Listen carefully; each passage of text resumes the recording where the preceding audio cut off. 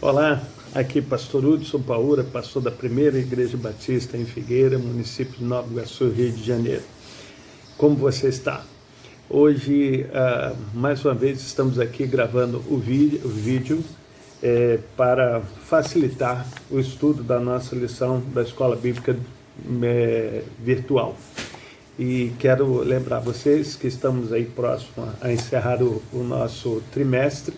Contudo, ainda há algumas lições que nós julgamos importantes a fim de que você esteja sendo instruído na palavra de Deus. E hoje o título da nossa lição fala presença suficiente. Espero que você tenha tido cuidado, ou você tenha o cuidado, de ler as leituras diárias. Elas estão nos seguintes livros: Deuteronômio, capítulo 31, de versos 1 ao 8, Josué 1, de 1 a 9, Salmo 139, do verso 1 ao verso 18, João, o Evangelho de João, capítulo 4, dos versos 19 a 24, e Mateus 6, de 25 a 34. Será muito importante você gastar ou investir um tempo para a leitura desses trechos, porque desses capítulos e trechos bíblicos, porque isso vai ajudar a embasar todo o nosso estudo. O autor da lição é Tiago Soares da Rocha. Eu não tenho aqui em mãos a informação acadêmica dele, mas acredito que, pelo que eu vi na exposição do texto, existe uma capacidade assim de compreensão das Escrituras Sagradas muito legal, né? Então, vamos lá. Quando se fala de presença, e nós estamos falando da presença de Deus nas nossas vidas.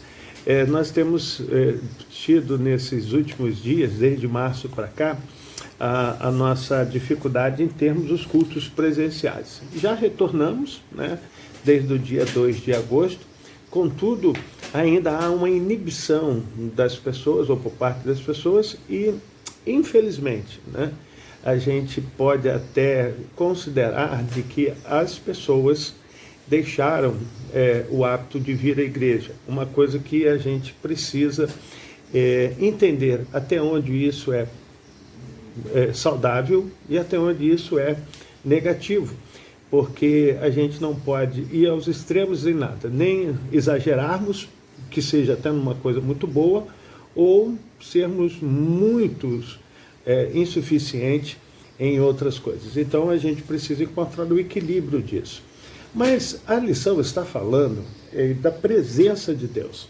A gente vai ver de que essa presença, ela vai nos garantir, nos assegurar algumas coisas muito necessárias para essa vida.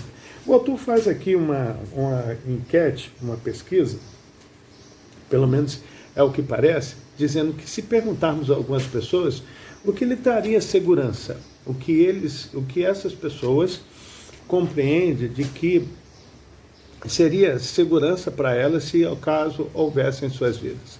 Muitas pessoas falaram, de acordo com o que ele relatou aqui, falaram olhando para o futuro, né? Quando eu tiver uma boa quantia no banco, quando eu estiver bem colocado no trabalho, quando eu estiver comprado um carro, enfim, coisas que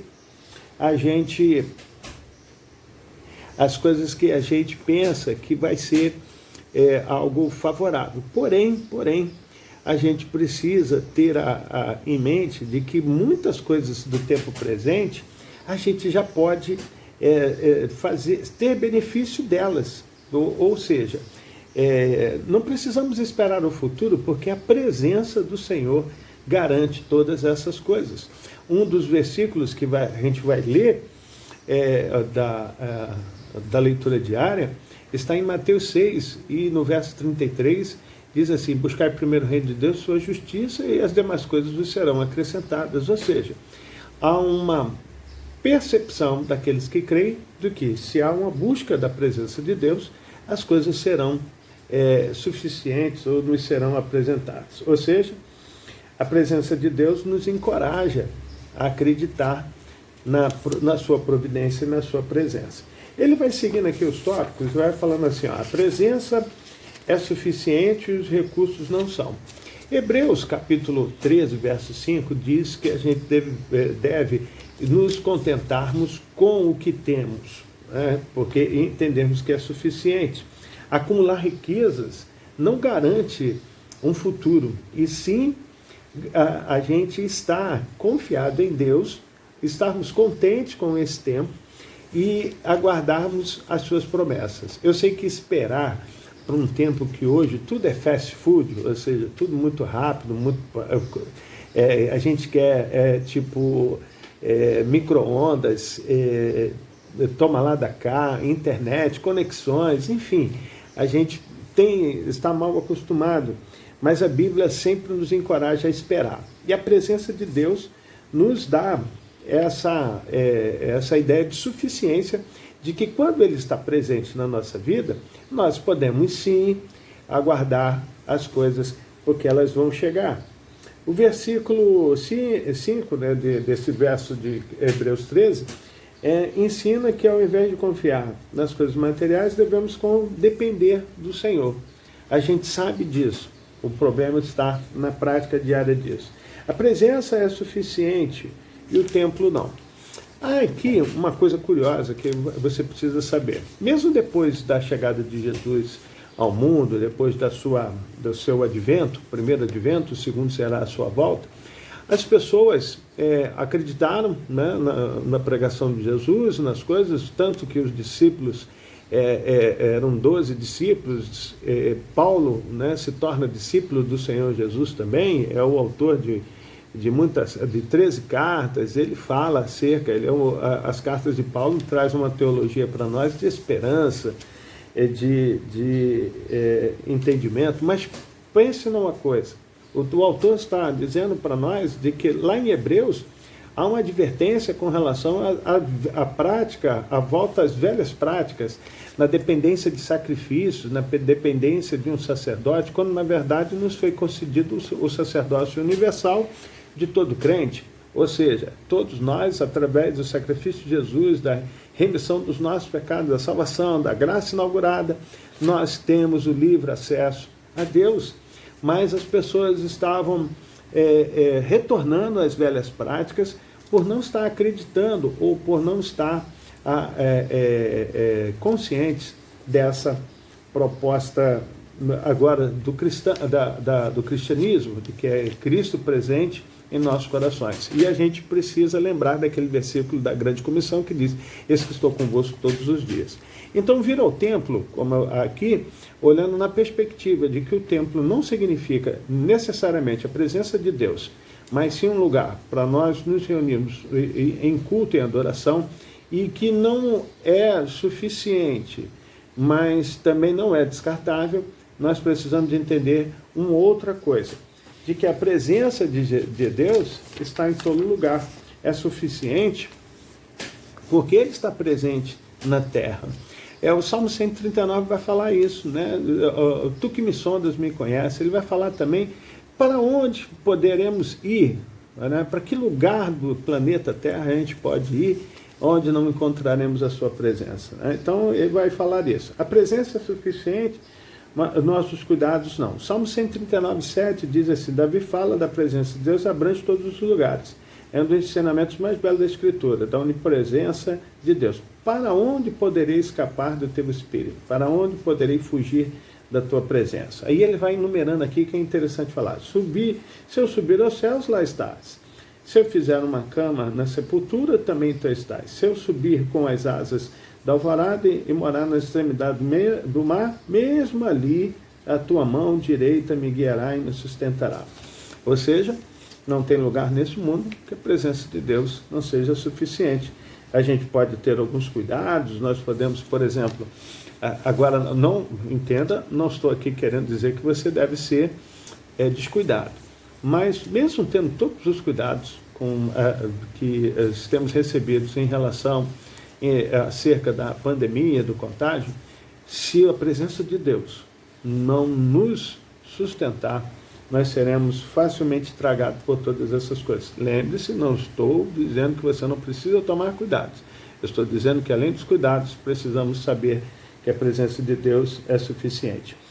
Outra coisa também, às vezes ficamos preocupados com a presença de Deus e esquecemos que Ele sabe todas as coisas, né? Às vezes não cometemos algumas coisas em determinados lugares e outros sim, mas a presença de Deus, ela está lá. Mas outra coisa interessante que me chamou a atenção na lição é de que ele falou o seguinte, de que a presença de Deus, ela existe e está próximo de nós para nos conduzir ao êxito, ou seja, ao sucesso das nossas vidas. O que é importante a gente lembrar que Deus não é um carrasco, Ele quer o sucesso de todos, a alegria nossa, e a alegria do Senhor, a alegria dele, também é nossa força. Outra coisa importante, sua presença chega para nos guiar no caminho, não são os nossos cuidados o fator mais predominante para trazer a paz e a tranquilidade, e sim a presença de Deus, que será sempre suficiente. Ou seja, o foco da lição hoje é lembrar de que Deus está presente nas nossas vidas. E para que a gente possa estar alcançando aqui o final da nossa orientação, a gente precisa perceber algumas coisas nesse tempo, de que a certeza da presença de Deus traz segurança. Nem sempre sentiremos esta presença conosco, mas o justo vive pela fé e não pelo que sente. É uma citação de Abacuque também, quando diz, o justo viverá pela fé. Aí vem falando, né, ainda que a figueira não floresça, ainda que o gado não esteja no campo, ainda que a árvore não deu o seu fruto, a azeitona não deu lance a sua semente, e vai por aí. E precisamos ter essa convicção. Não somos nós que damos os primeiros passos em busca da presença. Outra coisa legal aqui é de que Deus aqui nos procura. Lembra disso? E lá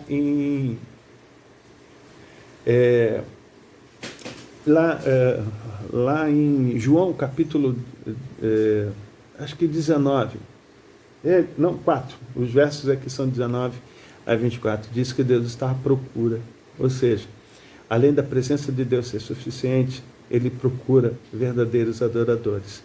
Tomara que Ele encontre a mim e a você. E outra coisa também que garante a presença de Deus é de que Ele é o Emanuel, é o Deus conosco, né? O Jesus é o nosso Emanuel. E você pode não estar aqui, não faz parte da lição, mas eu queria concluir lendo um trecho de Romanos capítulo 8, em que fala dessa presença e nos assegura essa segurança, assegura essa segurança, né? Mas olha só o que diz aqui nos versos 38. Assim, porque estou bem certo e de que nem a morte, nem a vida, nem os anjos, nem os principados, nem as coisas do presente, nem por vir, nem os poderes. Olha aqui, verso 39. Nem a altura, nem a profundidade, nem qualquer criatura poderá nos separar-nos do amor de Cristo, do amor de Deus que está em Cristo Jesus. E verso 37 diz assim, todas essas coisas, porém, somos mais que vencedores por meio daquele que nos amou. Então, que você possa se alegrar de que Deus está com a gente, né? E lembrar disso, de que nada mesmo vai nos separar do amor de Deus. Que eu possa ter ajudado a você, bom estudo, e não abra mão da leitura da revista, ou se você tiver em download, nem PDF, e nem das leituras diárias, ok? Deus te abençoe, fique na paz.